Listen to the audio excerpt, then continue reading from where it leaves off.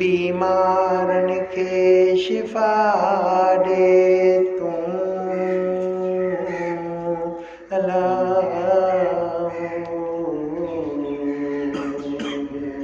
जंहिंजो कोई न हूंदो आहे उनजो तूं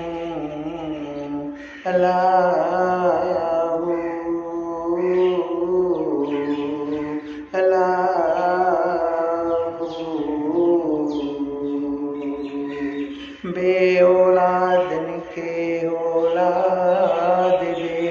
तूं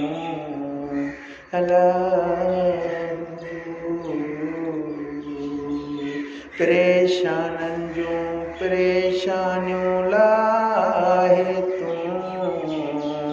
अल्लाह